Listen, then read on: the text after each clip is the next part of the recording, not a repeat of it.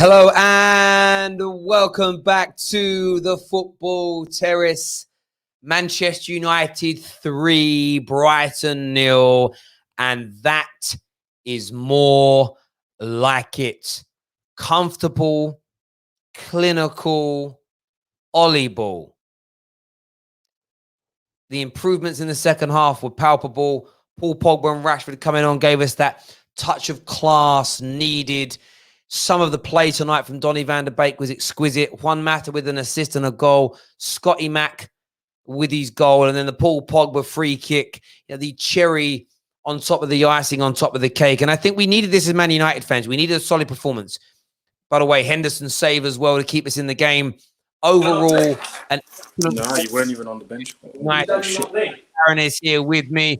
Yes. I'm going to throw Elite JJ in and Devil out as well. Boys, we won tonight. It was a good performance overall. I'll come to Aaron first. You were buzzing, especially when Paul Pogba's goal went in. Review the game for me, mate. And how nice does it feel to have a good, solid performance, lots of goals and a clean sheet? It feels good. Wait, hold on. I can hear myself. I don't know why. Am I okay? Can you guys hear me? I can hear you. Yeah, no problem. We're good. All right, cool.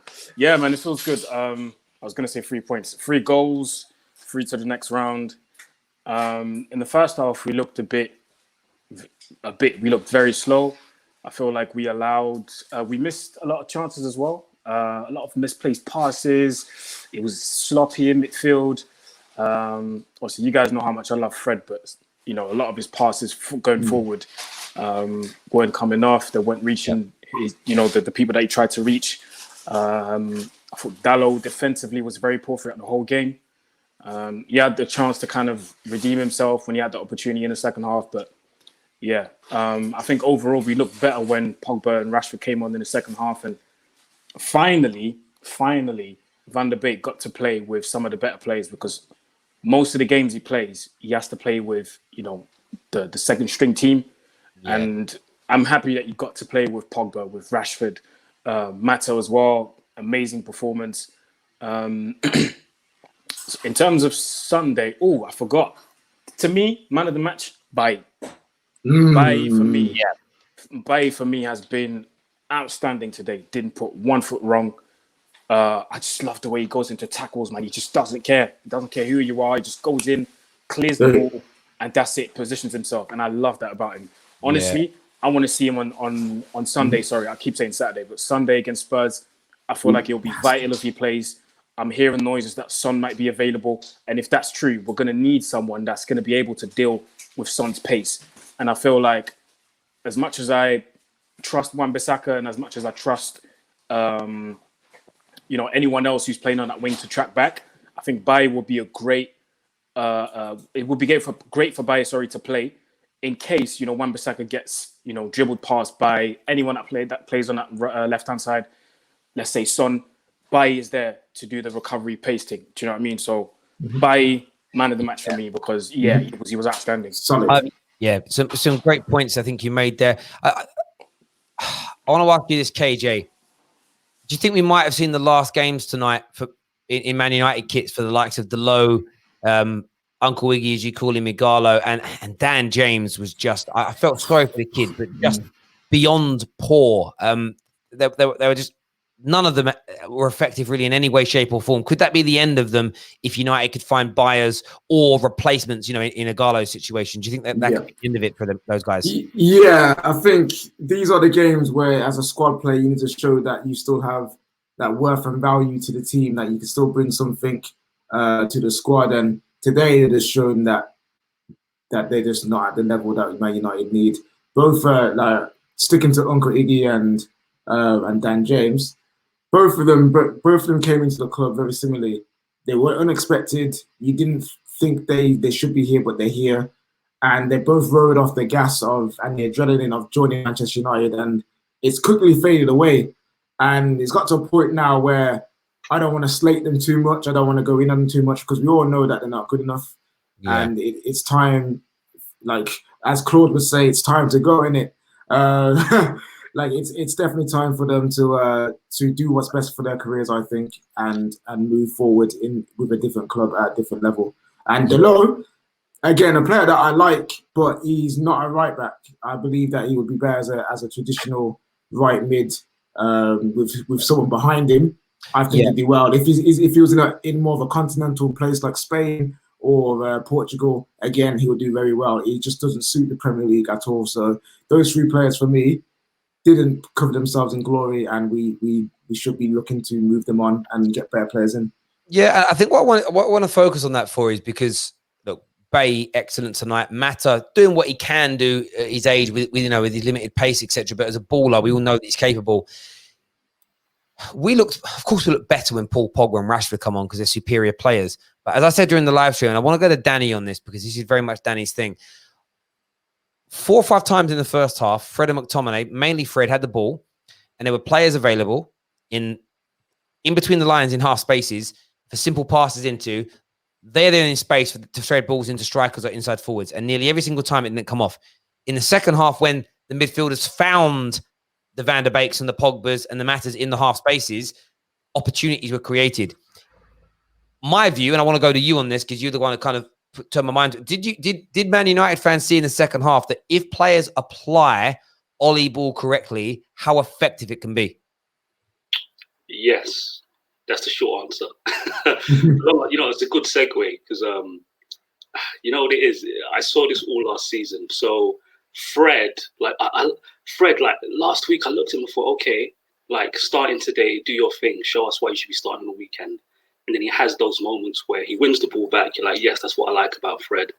Then he has a simple pass or option of, playing a simple pass and he goes for an ambitious ball. There was one moment when Van der Beek, he had an option to Van der Beek. He tries an ambitious ball to Daniel James. The ball wasn't on. And Van der Beek just tells him to calm down. And that's all it is with Fred. He just needs to calm down at times because he is a good player. But again, that is essential to what Ollie wants to do. When you can break the lines between the midfield and play those passes into the half space, you have to execute those balls. And at times, there's simple passes to make and we don't make them. And it's frustrating when we don't. But again, you see it in the second half when there's better quality around. It's like it almost raises the confidence of people like Fred and McTominay to make those passes. We saw that in the latter stages of the game. But for me, I mean, look, it was a good preseason exercise. And anybody who doubts it was a preseason game, just look at the lineup that we finished with. We won't be starting any Premier League matches with that lineup. Paul Pogba as a 10, Van der Beek coming off the left, one Mata on the right. We won't be starting games in that way. What I would say, though, is that Van der Beek playing from the left and Mata as a 10, or even Pogba as a 10, for me, that is a much better alternative to starting with Dan James on the left. Dan James today has just showed us once again why he's not a Man United player. I don't want to get on him too much. I think it's on Ollie just not to pick him so we don't have to speak about him and criticise him. Because I don't. I said that during the live stream. I just don't want to sorry, KJ. Do us a favour, Dan. I don't want to interrupt your flow. Your microphone isn't what you're connected to on your stream. I think it's picking up your webcam mic. Just switch your setting over. 100% on that. I've done it loads of times. And good thing with StreamYard is you can actually change it midstream. You go live on webcam with YouTube. Once you go live and it switches to the wrong one, you're stuck with it. KJ, you were saying something, bro. No, I was just hopping off Danny's point now in terms of I don't want Ollie to pick him no more, just to take him out of the limelight so he can move on quietly. I said that during the live stream that it's got to that point where you just literally, to save him as a player, just keep him out and just go and just let him go. But Van der Beek, listen, Van der Beek here, listen. The Ajax is in his veins, fam. The football IQ is high. People are sleeping on this signing. I think Man United fans, you say it, Terry, Man United fans are sleeping on this signing. This guy is just very, this is what we need. He is a Manchester United player. He's got the intelligence, he's got the touch, he's got the passing. He can finish. People, Donny van der Beek, people are like, oh, why do United need him? You tell me that if we didn't play Van der Beek today and we played Justin Lingard, we're playing the same football. Exactly. We're not. I get more signings and I get the anger and understanding, but I hear this narrative from the fake Reds online. We haven't signed no one this summer. We signed no one. We've done nothing. Don't exaggerate. That Donny van der Beek, I'm telling you, for 35 bars, mate, as well, is an absolute steal. And once he settles in with the Pogbas and the Rashfords and the Martial. We're going to see so much beauty. And Ollie's system requires people that can play football. Very much like it's a very different system too. But we had Van Gaal. If Van Gaal had these players, his system would have been more effective because you need ballers and lots of them. Juan Mata looked pretty good in Van Gaal's system. Why? Because he's a baller. Chris Smalling looked really good in Van Gaal's system because we very rarely lost the ball, meaning he didn't have to do too much. He just had to make a few tackles every now and then, and he was a good isolated defender. And this is the thing with it, like it's about these things coming true. And as soon as we made those subs, and by the way, for people going, well, you had to bring on Pogba and Rashford, that was in reaction to Brighton making their changes and bringing on the likes of Neil Maupay and Trossard and the like, who ripped us apart on Saturday. This is the team, by the way, that didn't barely give us a kick. And I think what's great mentality-wise is to go there 4 days later to beat them off the park, to keep a clean sheet, and to give them a bit of a slapping. I think it's a really good message. We're going to get a few more people on here now. We're going to add Indiana to the stream, and we're going to add man like Igal. Igal, I want to hear from you first, bro. You're a rival watching that. How good, bad, or indifferent do you think Manchester United Football Club were tonight? I think you guys need to keep it simple. Like Fred, he's a good player. There's a reason why you guys bought him to Osaka. And your midfield, to me, let's be honest, today you played your second string midfield, and that's really good midfield in my opinion. Because if these three guys are your bench options, you guys really have a lot of quality in that midfield. You just need to fix that defense and attack. And Manchester United fans, don't be overreactionary, because you know what? I see this from a lot of Manchester United fans. They go into these kind of games and they see the bench playing, and right away they switch off and they say, oh, why aren't the starters playing? But you said it yourself, Terry. If the starters were playing, people would also still be getting at Ollie. So in my opinion, your midfield is there.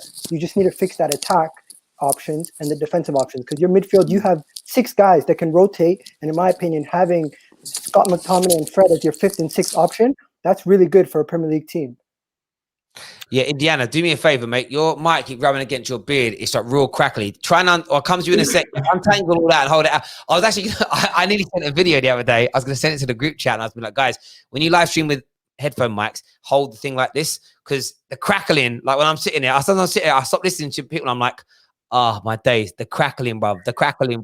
That's my head. Anyway, no, listen, Agal, I agree with you. There are so many Man United fans that were doing that before the game, and you walk away winning 3-0, and it's like, why was anybody kicking off before the game? You know, there's a long way to go in the football match and everything else, and in the season. But yeah, I was really impressed, and you know, McTominay and Fred, McTominay wasn't. Fred was definitely wasteful in the first half, but he improved as the game went on. Hasn't played much football, but overall it was an encouraging game. And as you say, you know, I thought Williams actually, for himself, put in a decent display tonight. I'm looking forward, hopefully, to Tellus coming in so we can actually start playing Williams on the right, because he's right-footed. I think it will help. Indiana, you back with us, mate? He's talking to about. We've got a man like Lincoln here. Lincoln, well, what did you make of the game? Well, that's more like it, actually. I mean, I just love Van de Beek. He's just so silky. And then when Pogba and Rashford came on, you just see that he needs to be. I think Bruno Fernandes is going to be checking his 6 all the time now, because if he slips up, Van de Beek is right there, and that's what he calls squad depth. I did not get why people were saying that Van de Beek was poor because Pogba's going to leave next summer. Why can't you have both? And this was work for us. 3, you mean? Why can't we have all 3? Mm-hmm. And if Pogba's injury issues can continue, I don't expect them to. But again, everybody always speaks about how bad our second team is. We make an addition like Van der Beek, top quality, proven in the Champions League, and there's a negative reaction. Those people just don't know what they're talking about. There's no other way to put it. What I found interesting, I was saying this to Indiana and the TFT Mandem group chat. What if Van der Beek, Ollie sees Van der Beek a bit like Lingard in that look? When we need to, you're so intelligent, I can put you on the left instead of Dan James. I like that option. I don't want him to start there, but when the going gets tough, it's nice to know he has the IQ.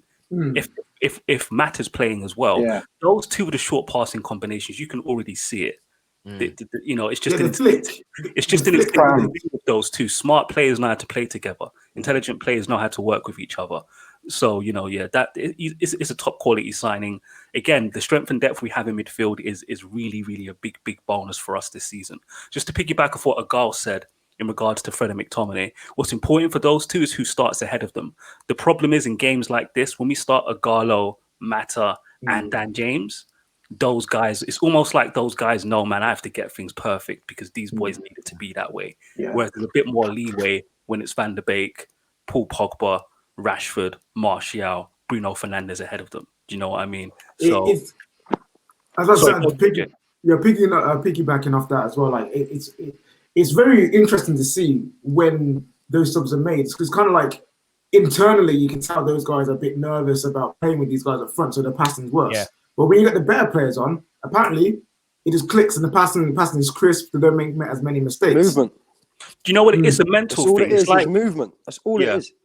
it's not, well, Daniel James is, I don't want to get on Daniel James. You know what I'd say? Like Terry likes, Terry always uses these analogies from the workplace. When you can just focus on your job and not worry about what somebody else is doing, it allows you to do your job better because you're not worrying about what other people are going to do. Like, right, this is what I need to do. If I do it, I don't have to concern myself with what others are doing.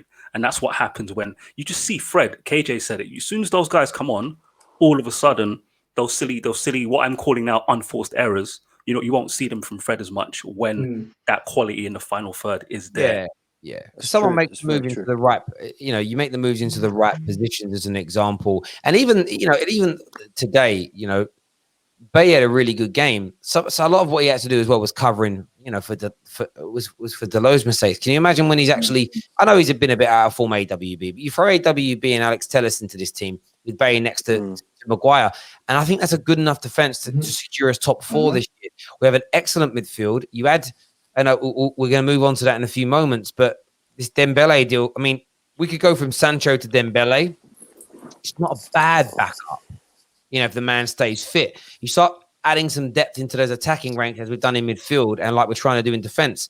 Maybe even a Jovic coming in as well. Suddenly you look at Man United and go, actually, you play games like today, but you might be starting that instead of Dan James starting, you're starting with Dembele, and instead of Ighalo, you're starting with Jovic. Suddenly it's a different kettle of fish, is it not? Yeah, definitely.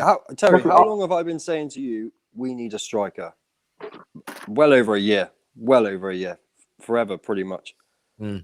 It's today showed when Donny van der Beek came on, when the other players came on, when the substitutions were made, the movement was so much better, the movement off the ball. So in the first half, I seen Mata throw his arms up in the air. Donny van der Beek looked frustrated. Donny van der Beek, the way he ghosts into the box, right, and that first touch while he's running, not stood still, on the move, first touch, playing it forwards or playing the ball where he wants it to go. He knows already. These players already know where the ball's going to go. That's why we need a striker. That's why we need another striker up there, because that movement should happen all the time. I think the biggest problem for Manchester United would be your attacking options, because if one of those guys get injured and you guys bring in the Dembele, that might solve it. But your attacking options are not at the level of a City or even Liverpool with now Jota. They have more options with you. Just bring in Jota. You know what I'd say to that, Agal? What I'd say is if Sancho or Dembele come in, then it means that Greenwood actually should be the backup to Martial. I'm saying do you not think that's too soon? Do you not think no, I don't think it's too soon for backup, because again, one thing I always say is if you're gonna have any success, your best players should stay fit. Like Anthony Martial should be playing 30 to 33 Premier League matches this season. Yeah. Like if we're gonna have any success. So if that means Mason Greenwood's fit at the same time and he only plays 27, 28 just to keep him sharp, I think that's fine for Mason Greenwood to cover him if that's if it happens that way, and it should do. Martial, to be fair, his injury record ain't as bad as people actually make out. He's always it's not that. It's the amount of games you have over the season. Yeah. That and burnout. You don't want burnout for anyone. If Rashford gets injured. But that's why we need another premium option, because it's not, again, we're looking at like 2 for each position. So you need 6 players, when actually if you've got 4 players that you keep fit and rotate between those 3 positions, you're in a really, really good Terry, can you bring up Lucy Galbraith's comment from 0954, please? You need a versatile winger that can play on the left and the right to come off the bench. That's I was actually going to bring that up. So obviously we weren't playing with our first first team defense / midfield. So the build up that we usually do in the Premier League was kind of awful. Fred and McTominay were kind of making mistakes in there, and then when we made mistakes and then the ball was coming into the box, I was not as afraid when I have De Gea in goal. That's not anything on De Gea. For our last 2 seasons, I think any group of fans that have Dean Henderson goal would feel comfortable when he's faced with a shot, and that save was gas. That save was amazing. Yeah, Henderson. Do you know what it is with De Gea? Look, his unforced errors, like, put that to the side. The game sort of passed him by. He's not he's not confident when he has to step out into he has to step out of the box to intercept balls and things like that. And his distribution, we know that's really, really important for goalkeepers now. His distribution's average.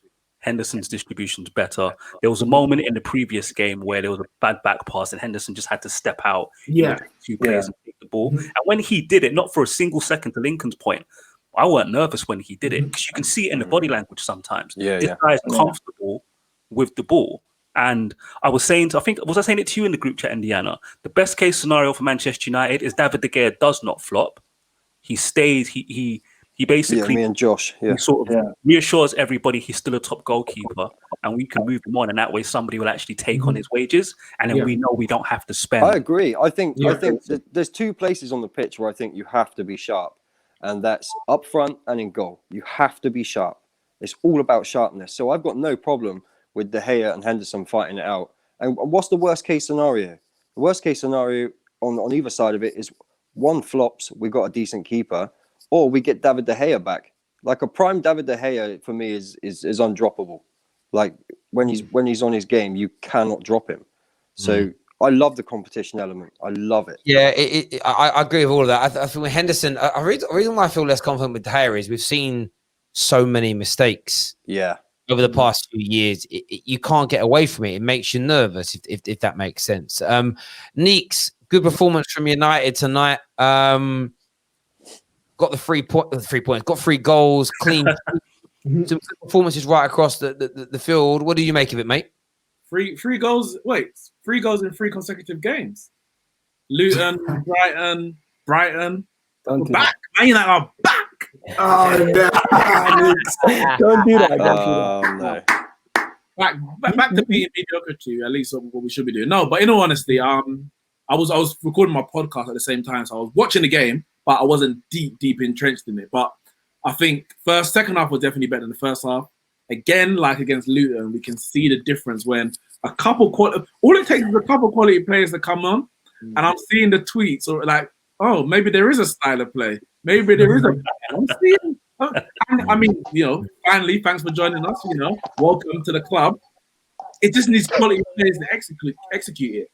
And Mata, as bad as we'd be saying Mata is, when you've got the technical ability to execute what Solskjaer wants, you see those things come up, and all you need is a couple good players around. Against Luton, for example, Mata and Van der Beek were clearly the better players, and again.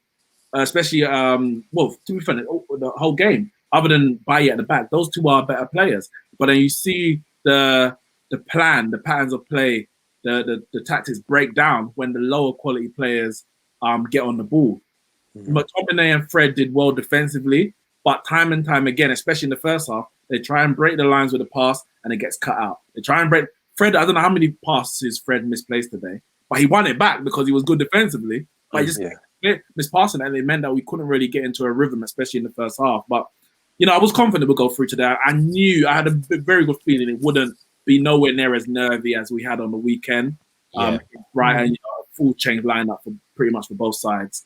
But overall, I think good performance over the 90 minutes. I'm happy I was happy to see Dalot for 2 reasons. Either he was gonna prove that he's here to fight for his place, or he can put in a good performance to sell him on the market. He did neither. I think it was pretty average for me. I'm not gonna lie. I know it was pretty average. So he ain't forced himself into all these plans with that performance, or making it attractive for someone to go out and pay money to get him. No. The AC Milan, it's okay. AC Milan. So they only want him online. No, but him. You know what? That is age. That's fine. loan's fine for his wages and his age. Loan's good. No, but Solskjaer was they're only interested in selling him. Loan is not what they want. So it's either you're selling him or you're staying. And he didn't put himself in the market in the shop window. He needs to go. He's not going to be in the plans, is he? And he's going to be better in Spain or Portugal or maybe even France.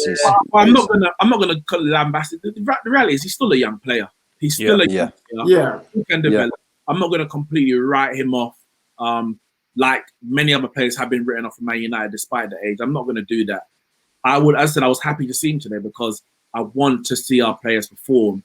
It's unfortunate that he didn't. But outside of that, for me, the highlights, Bailly has to start against Spurs, especially in the face of Moura and Bergwijn. They're going to have either side of Kane. Son out.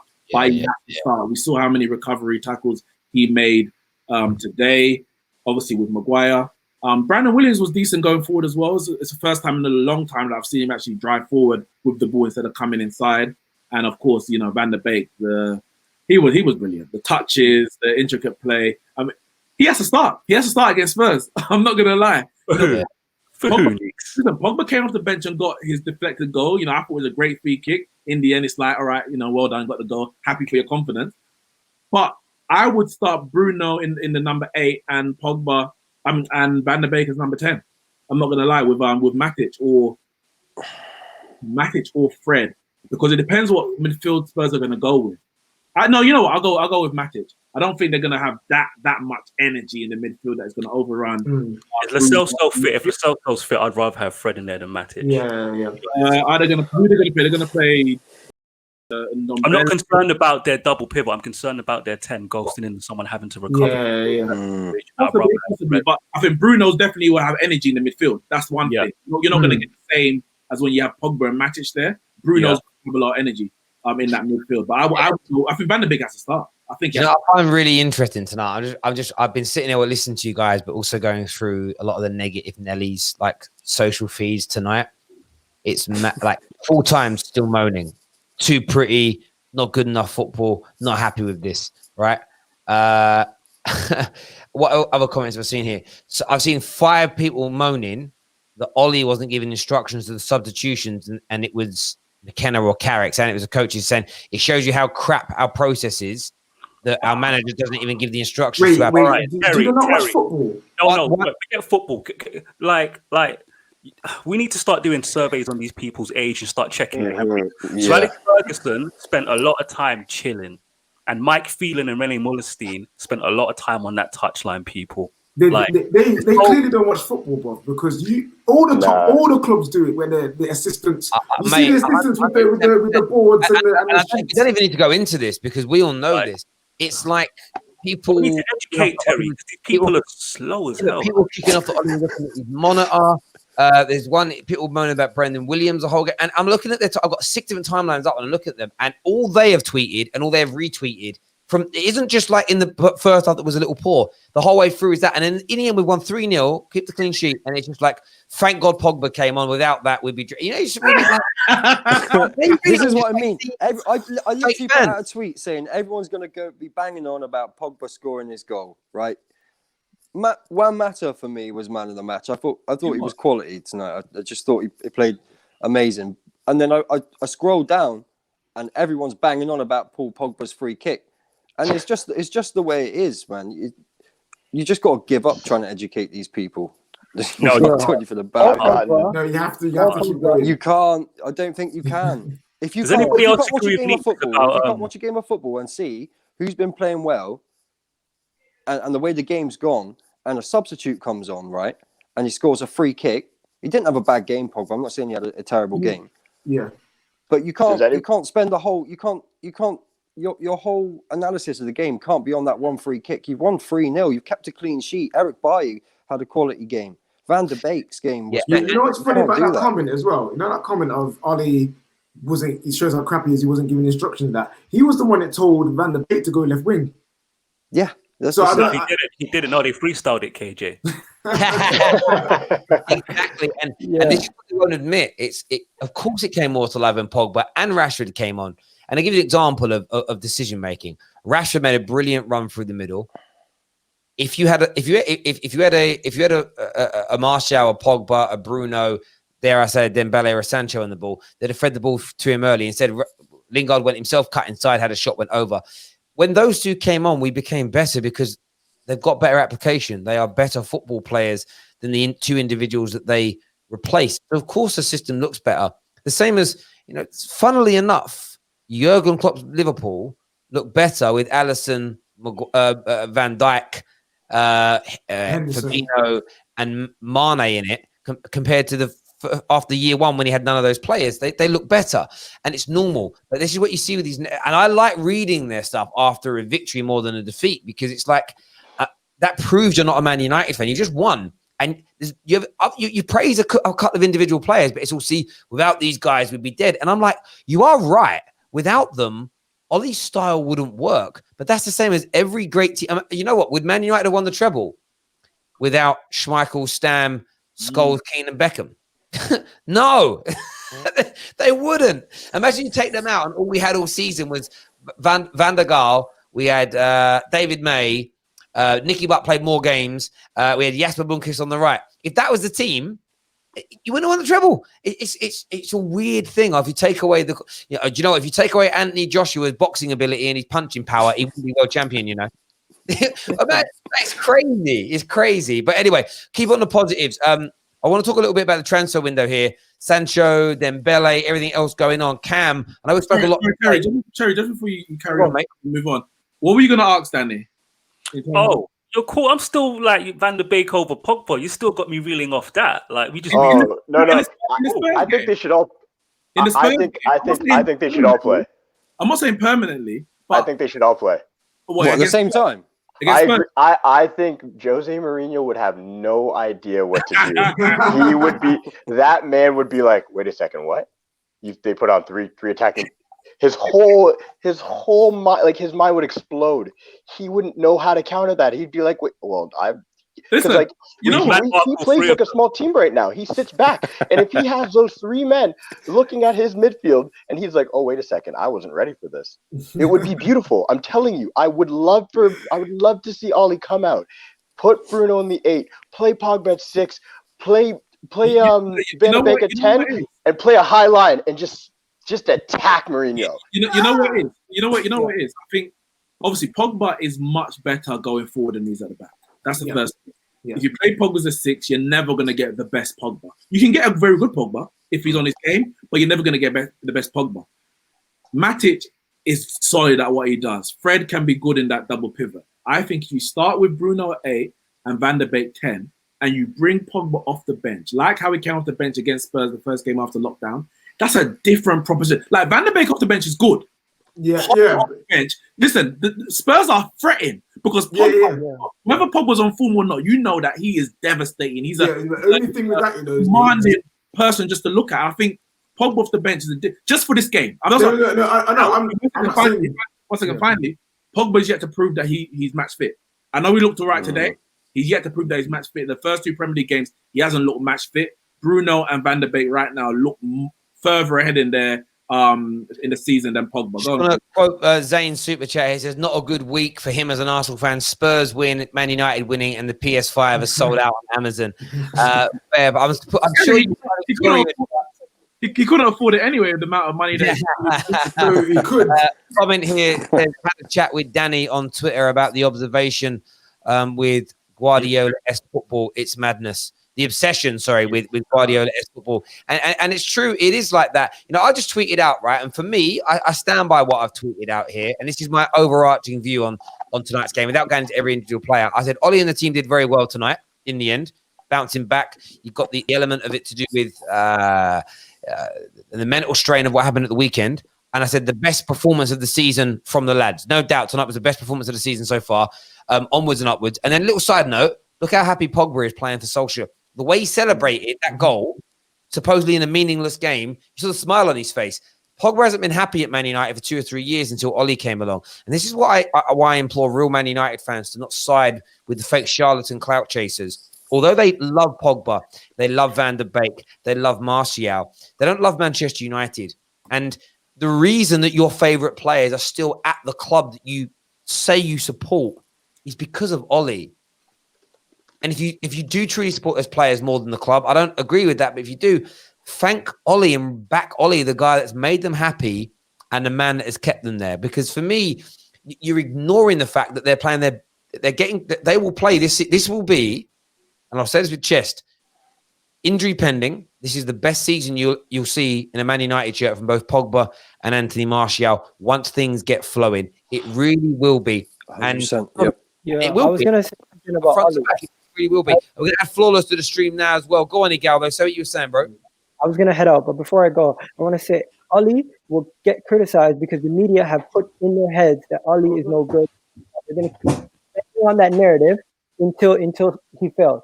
And if he doesn't fail, they're not gonna put their hands up and say my bad. They're gonna say, oh, he finally bought the players. The money got him out of the problem. So no matter what, he's always gonna be beat with the stick that Manchester United's money led to his success, and he's never gonna be given the credit that he deserves. This is why I want us to win this trophy, to be completely honest, because at the end of the day, you can say the money, whatever, brought players in.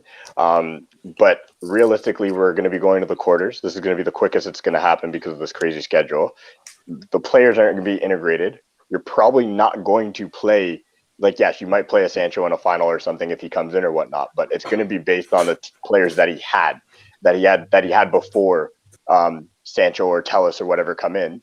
So if he wins this trophy off the bat, it's like, that's it, done it. It's like there shouldn't be any more questioning on what Ollie can do for us unless he just falls off for the rest of the season, which I don't foresee happening. But I know what you mean. Like, they're always going to have the people who are going to say Ollie couldn't win without spending money. But what top 6 manager can win without spending money? What manager in the world has been able to win without spending upwards of hundreds of millions of dollars, except for maybe Zidane, who inherited a team that already on paper was probably the most expensive team we've ever seen, period. So like those people, I've started to learn, like, I like going around and trolling and just having fun with some idiots out there. Like, one guy was like, oh, Van de Beek made 16 runs today and nobody passes to him. I'm sick of this team. I'm like, they've had 5 training sessions. Where you see like and it's crazy that these people have followings. Like that Saeed dude, I know you guys are friends with whatever, but like I just don't understand how sometimes people latch onto these negative comments, and it's just like, come on, man. Like they're literally just working for likes from everybody else who's just going to look at the negative. Like, you just got to use your brain to understand why players are missing Van de Beek on his runs, because they've seen that run probably for the first time today. That's probably why they missed him. Like, oh, okay, next time that'll be there. It's like we need like 2 years. And that's my truth. I think we need 2 years before we are contending. And I hear that, Cam. Do you know what's interesting about it all? Do these negative Nellies think that Van de Beek doesn't watch football? Do these negative Nellies think that he has no idea about the Man United players and their qualities that they possess? Do you think he's joined Manchester United after being in a coma for 7 years and has no idea who anybody is? He walked in thinking, where's Fergie?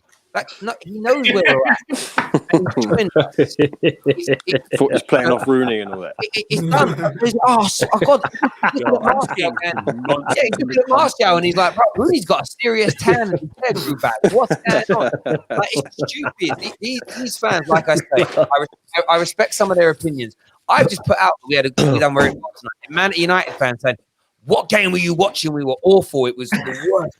And it's like, well, I'm not even responding because you're gone in the head in terms of these fans have already written the season of, like I said, we could land Sancho, Dembele, Jovic, Tellers all tomorrow morning. Ollie standing there in a car park at Old Trafford with his balls in his hand going, look at the size of them ball bags. Look at our pulled off.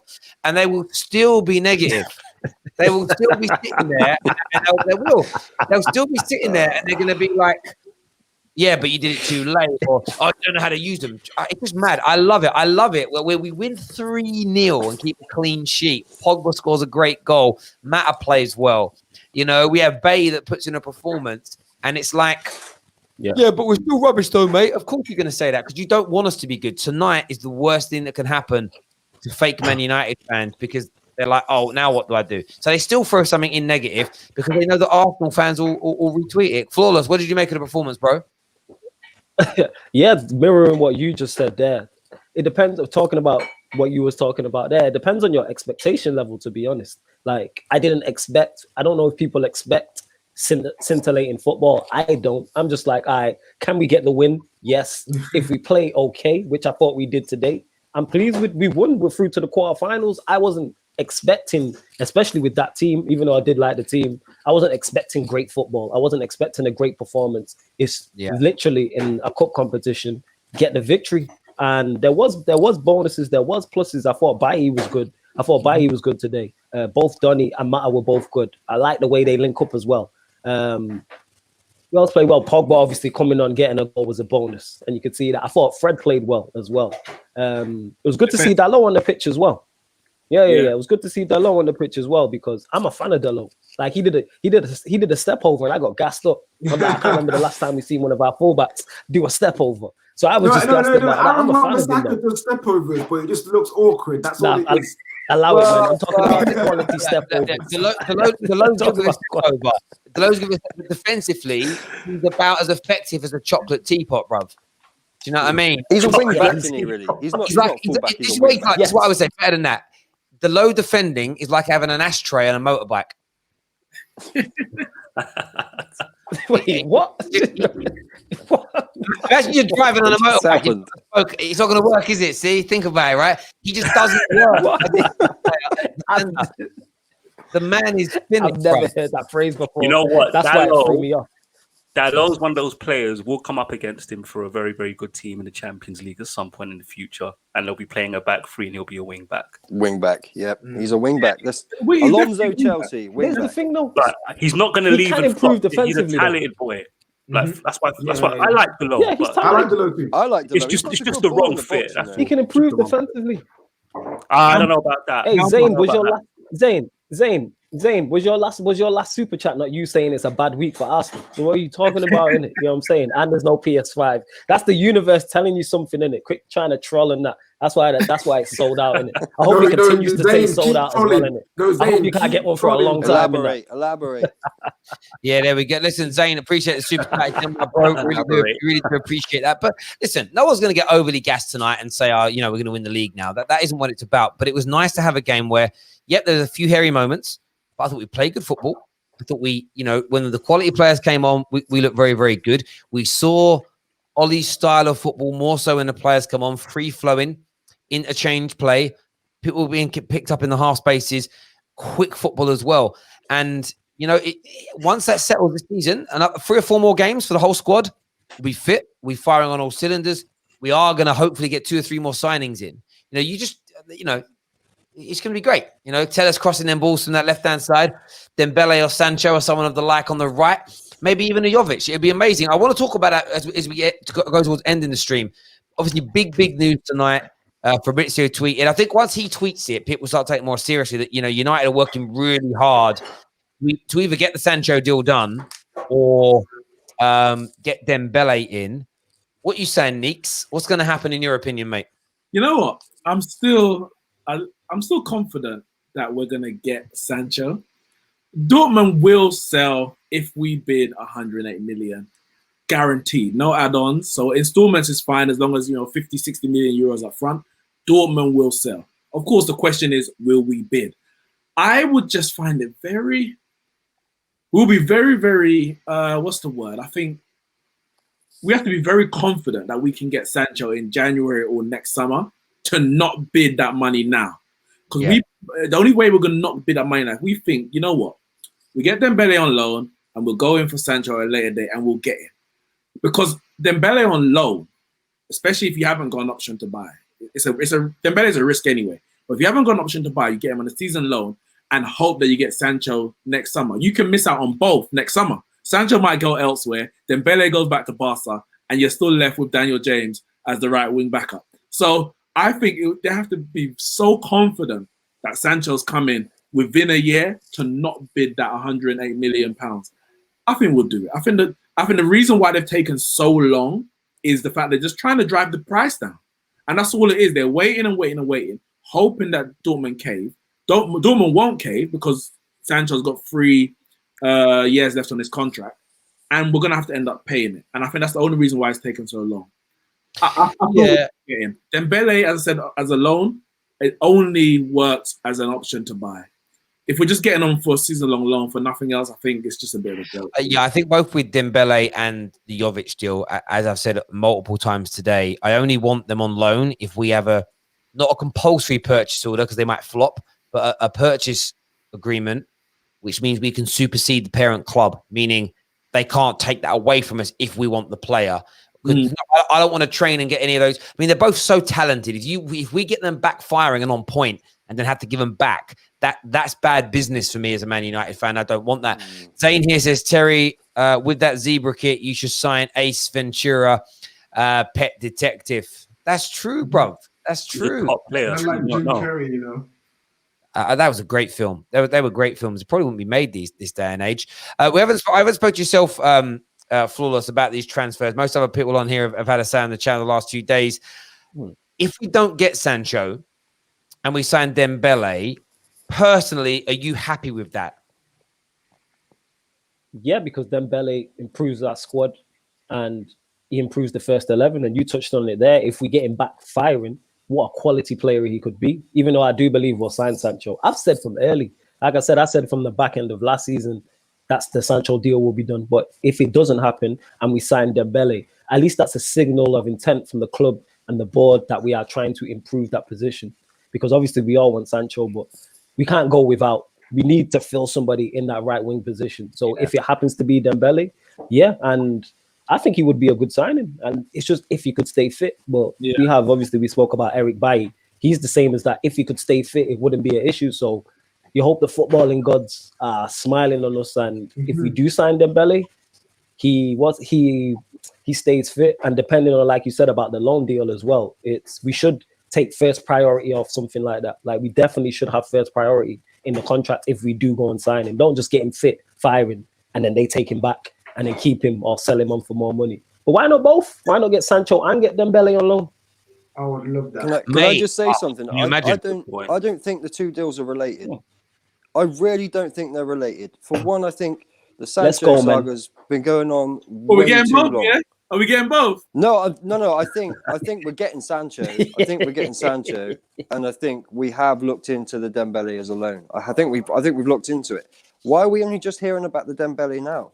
If they knew that we couldn't get Sancho and that they're going to pull out of the deal, we would have been looking at Dembele before, would we not? Or another winger. I don't understand. I get a feeling that we're looking at. You could be right. The reason we've looked at Jovic as an example, I think Ollie has gone. You know, Garlo did for us what we needed him for in that 2 or 3 month period where we needed a body, but he is not good enough. Like he isn't. If Dembele comes in, as we've said earlier, it means you can move Greenwood or a Rashford centrally a bit more often if you need to and use that.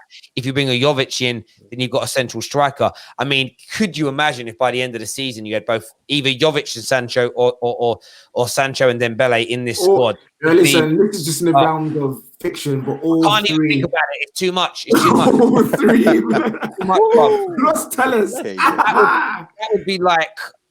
That's like if someone says, "Been out the new season of Ghost of Powers coming out and Ghost is alive." I'll be like, what? I'll be on there. It's too much. Don't do that to me. Or Tony Soprano's back, which is absolutely impossible. Like that's how that feels to me. Terry, go on, mate. You know my issue with the Dembele thing outside the injuries, because I think that's an issue. The fact is he wants to stay at Barcelona. He wants to prove himself at Barcelona. If we get Dembele, are we getting a fully motivated Dembele? Are we getting a Dembele that Barca have forced out and he said, all right, Ollie, I'll come?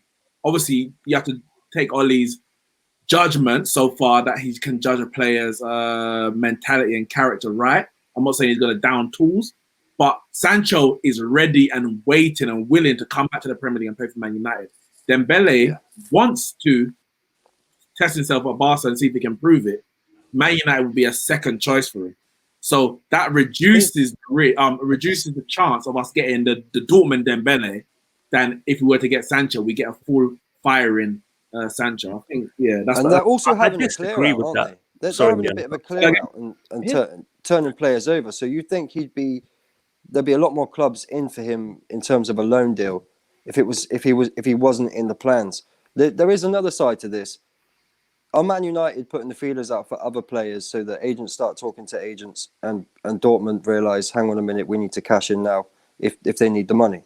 Do you know what I'm trying to say? Like, I don't think Dortmund don't need the money. He's got 3 years left on his contract. If he has 2, I might agree. But I think they're confident they can sell him next year for 100 million. Of course, if the bid comes in, they have to sell him because that's their model.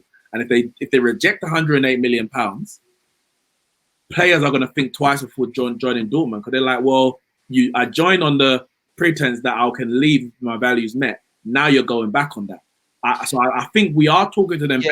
Yeah, I think you're right. Threatening that Dortmund may pull a fast one and just reject 108 million. On the Dembele situation, if you look at what's being said though in Barcelona, this is where what you've said is absolutely right, Neeks, 100%.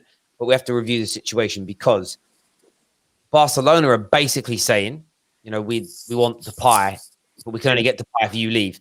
So telling Dembele we don't want you may remotivate him to go, right, well, I'll prove to you elsewhere I can do it. But this is where I trust Ollie. I don't think Ollie is sanctioning any transfer of any player who doesn't meet the attitude test. Whatever the attitude test looks like, he ain't meeting it, which is, by the way, one of the reasons why we know for a fact that Paul Pogba don't have a bad attitude, because Ollie would not stomach it. Ollie isn't this weak yes man that people make him out to be. Just because he's softly spoken and quite kind of reserved and insular when he's talking in public, it doesn't mean you know what he's like behind the scenes. There's an autobiography that's coming out soon by Jamie Jackson. Wait till you hear some of the stories in that. Speak to some of your old teammates of what he was like. People think Ollie is this. A lot of these guys that call him a yes man and weak, if they went and said that to his face, that's what Ollie's do to you. They think like Ollie's not, it's just crazy what people think about him. Comment here, Captain says, one sec, guys, we'll go to your comments in just a second. It says, Captain, don't mean to cuss, but you have to be an idiot. Idiot's not a cuss in the UK, mate. I don't know if it is where you are. You have to be an idiot to want to buy Dembele with the worst injury record since DRB. No one's saying buy him. Everybody say loan with an option to buy. And then if the injury record clears up or whatnot, then you buy it. If it doesn't, then you don't go through it. Risk, there's some reports in Spain. There's some reports in Spain that are saying Barca only want to sell. There's no loan options, not a thing. They would sell him if we agree to take on his wages for a season. And there is a rule enforced by La Liga. If you buy somebody, you need to sell somebody. Yeah. So it makes sense for Barcelona to try to move him on. They've had problems with him from day one. Whether all the rumors are true or not is another matter. But one credible story that came out is that they warned him about his hamstring and his diet and his partying, and then he got that injury. And having hamstring surgery is a bad hamstring problems. Like when they keep getting strained or you keep tearing them, that's bad enough. But hamstring surgery is a rare injury. That being said, I think we're overthinking it. If Bayern Munich were getting Dembele on loan, what would everybody be saying? Great. I'd be saying the league isn't as intense.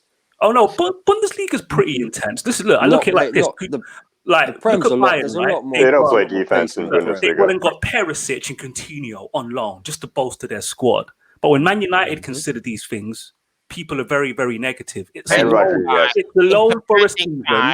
They did it for Rodriguez too. I prefer a loan for a season than spending 50 or 60 million on a number 3 or number 4 or number basically. This is the model. We have prime targets, long-term targets, and if we don't get them, we find a short-term solution.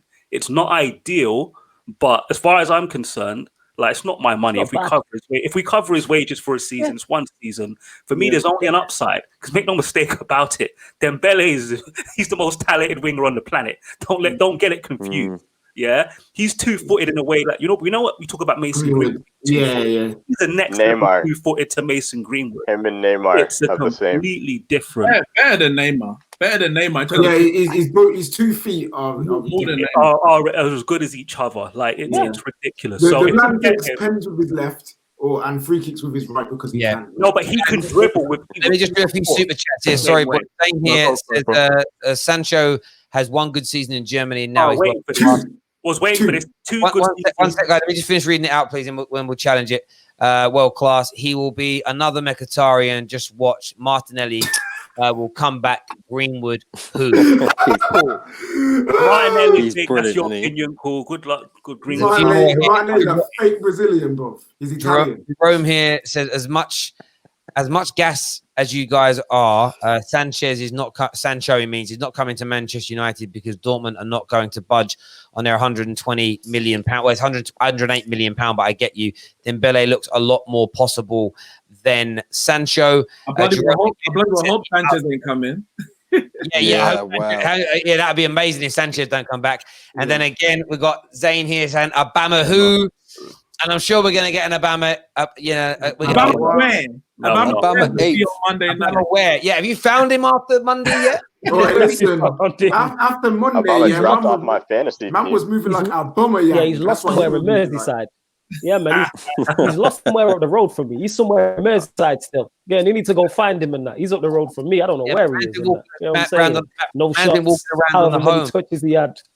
It's true. He's been walking around Merseyside looking like a homeless crackhead like this. I don't know what happened. Where am I? I'm lost. Man sitting in his house just like, I just signed that contract with Arsenal. Oh, you know what I'm saying? Man's just sitting there upset. They've got to play him again tomorrow night, haven't they? Oh, yeah. We'll, of course, be live for that as well. We'll, of course, be live for that as well. Yeah, enjoy the Europa League, Zane. Guys, remember this tomorrow. Sancho bid day. It weren't going to happen today because United never do business when we play football. Tomorrow, bro. This is the thing, though. Who do we believe? In Germany, the narrative is now they won't even accept 108 million. Don't know if you guys have heard that, but that's what. They're saying that. But that's not true. I found this war. This war between Germany and England has become weird to the point where like the Germans are using Dortmund as like this. Bruv, this war is 100 years old. It's never going to Listen, there's a war in England as well. I'm just saying it makes no sense to me that the German media have now propped Dortmund up on this pedestal as their like shining light of we fighting off the Prem. Like, yo, literally, you lose to Bayern every single year. You sell your best players. Like why are you proud of beating off United for like you are a second-rate team in my opinion. They're a great team, but you are a feeder school. That's what you are. You're a feeder I'll tell school. you what it is, Cam. You know what it is? The Bundesliga, they look at the Premier League and they like to laugh because we spend so much money. And it's like, you're so dumb, you're buying out all our players. But in reality, they're jealous. It burns them. They're jealous that they have a one-team league, and the only excitement they get is supporting either Dortmund or Bayern Munich in the Champions League. Because they're the only teams that can replicate on Leipzig, because Leipzig are obviously owned in a very different way than the rest of the structure. Yeah. They don't like it either, so they don't like what we do. And the difference is, like, I'm not getting Bayern a well-run club and they're brilliant, but it's because they're quite literally, they're basically the German B team. Like, they get everything they want as a club. Yeah. And it's almost like the German structure on a club level is structured to make sure they have one team that can dominate Europe no matter what. They've got that. It's done that way. Imagine England being set up where it's like, whatever happens, we need to make sure that Man United are the best team. And like, imagine all the other clubs, whether you're Tottenham, Southampton, it's like, I've got a new defender coming up. We won't give him a new deal. We want him to come to you for free so you can go and beat the English. That's how it feels sometimes from the outside looking in. I wouldn't worry about them at all. Yo, them man have more pride in their Twitter admin than the actual football clubs, bro. Have you seen the way they move? You got to put some respect on the Twitter admins, though. Oh, no, they're great, bro. I salute them, man, innit? I'm like, yo, them man pay rises. If they focus as much on their Twitter admin as much as keeping their players, their league will be better, fam. No, and I get that, brother. And I do understand that. The narrative's become crazy. This is the first summer since social media's been big where you're even seeing journalists fighting and arguing. Like, I quoted it. I didn't quote. I deliberately misquoted a journalist today to see what the reaction would be, and they called me out on it, where I was like, Jadon Sancho puts in transfer request, and they're like, I didn't say that. So I corrected it and copied him in. They said, thank you. To what they actually said was, Jadon Sancho is trying to force a transfer. I'm like, what's the bloody difference? But the semantics is so important to them because what they don't want is I call it the credibility wars. Yeah. And it's like one saying there's been a bid and no official bid is made. And it's like, well, yeah, no, they did. They asked the intermediary who Dortmund put into position whether this bid would work. Yeah, but it's not an official bid. It's like, I'm right, you're right. It's personal terms were agreed for weeks and weeks. Well, no, what I meant was they wouldn't be a problem, but it is the same thing. Like, do you get what I'm saying? Like, personal terms have been agreed this whole time. To an extent, the deal has been agreed. Man United know what they have to do. Of course it has. Done. It's whether or not you submit it. And this is what people don't understand. It's semantics, and then credibility was. And I love it. I love it. The deal's done. The deal's done. Gotta go get the hair fixed up. See you guys later. All right, bro. Cause because we've taken so long just to put this bloody bid in. Like we could have put this all to bed. Sancho could already be a Manchester United player, and we could just be looking ahead. Like this torture, man. Like I can't. Like we said this a few weeks ago. They're saving the pennies. They're trying to be. Listen, they're just as I said, but remember I said before. Of course, they're trying to save, and we could have had a better start to this season. I hope it doesn't come down to the fact that we lost the game to Crystal Palace and we lose that by 3 points. I think if we miss out on top by 3 points, we can't put it down to the fact we didn't have Sancho for the first 3 games. It's just over 38. But if we can save 10 million by waiting 3 more weeks, then I'm not going to be mad. As I said, as long as we get the player. If we end up saying, no, I'm not going past 95 million or 100 million, then I'm going to be mad. But yeah, and the other elements of money I keep talking about is everyone moans how weak we are in the transfer market. Well, Dortmund have said it isn't happening. The whole of Germany. I'm surprised the Chancellor, old Merkel, hasn't come out and said it isn't happening. It then does happen, even for the same money. We've still won. And Man United want to come out and say, we told you we don't get bullied by anybody. Maybe Man United, maybe Edward would thought, I ain't been given a deadline by you. I'm going to show you. And I know we don't care about that as fans, but in their world, it's important. And it might be important. Zane here says, Obama Blood Clot Yang, best striker in the league. Excuse me, that's actually Dominic Calvert-Lewandowski. They're calling him now. Hat-trick. Yeah, I love that. You don't need to give him a Polish or a German name. He just Dominic Calvert-Lewin, English, born and bred, proper Englishman. I hear that. I'm sure Lewin's Welsh. Sorry? I'm sure Lewin is Welsh, isn't it? Yeah, but we own the Welsh, don't we? The English. They're our subjects. Is he Welsh? Wait, is he legit Welsh? No, flawless. He's English, but Lewin is a Welsh last name. Bruv, my surname's my full surname is Delise, bruv. Do you know what I mean? But I'm English, bruv. I'm not French. Yeah, my last name's Irish. Do I look Irish, bruv? Yes. Yo, what did you guys make of that Cavani link? I thought that's I thought it was a great. Do you know what? Right? I don't. Go on, Indiana. I was just going to say. I was going to. I'll stop. Sorry, you guys are being super English. Oh, I'm sorry, No. It's flawless. It's flawless delay. This is delay. Watch this. Flawless high. Go on. Oh, you ain't gonna. You. See, I told you. My apologies, Indiana. Go on. I'm a chill. Samuel comes on. Samuel's Wi-Fi is like that. You got to say something to him, and he's got like a 10. It's like the guys in Australia. Delay. All right, Indiana, go on. I was going to say, I thought that'd be quite a good deal actually, because he's a free. He's a great goal scorer. Yeah, he's got a bad injury record, which would be my worry with the deal. Is it that bad? I think he's got quite a bad injury record. I think in the last year it might have been, but previous to that, I think he was pretty much consistently starting for. But that's the problem in the last year, because it's so close. And but I do think a striker like that should come in. I think it would be a good thing for Martial and Greenwood. I agree, but in theory, but I think on a free transfer, he didn't get moved to Benfica because he wanted 3 years and about 200, just under 200,000 a week. Yeah, the wage. I was going to say. I want him for free on 200,000 a week. I'm not going to say he's going to be another Sanchez, but it's a risk. Yeah. You know, Man United and South American play. You know what? You're right, Nick. How many have we had? Gabriel Heinze? That's the problem. Only guys who have been good for us is Raphael. That's it. Gabriel Heinze. But Heinze wanted to leave. You see what Alex Ferguson said about him? Yeah, no, I know he wanted to leave, but that's because Everett took his place. And before that, Alex Ferguson said from the moment he joined United, him and his agent were trying to get out the door. He just didn't like being in Manchester. Oh, is it? Yeah. In terms of man tried to go Liverpool though. Yeah, tried to go Liverpool though. For less. He didn't like Manchester. What do you think Liverpool was going to be like? Yo. In terms of Cavani's great nightlife, that's it. That's it. In terms of the injury great records, nightlife, that's it. 1, 2, 3, 4, 5, 6 separate injuries. He had a hip injury that took him out for 52 days, fitness 28 days, 4 days, 4 days, 13 days, 17 days. That was last season. That was last season, yeah. Yeah, last season it was bad, but before that, he wasn't bad. If we get Telles and Cavani, that's a deadly combination because that man in the air is no joke. But yeah, as I said, on a free transfer, it's going to be like free year deal, 200,000 a week, probably a decent signing on fee.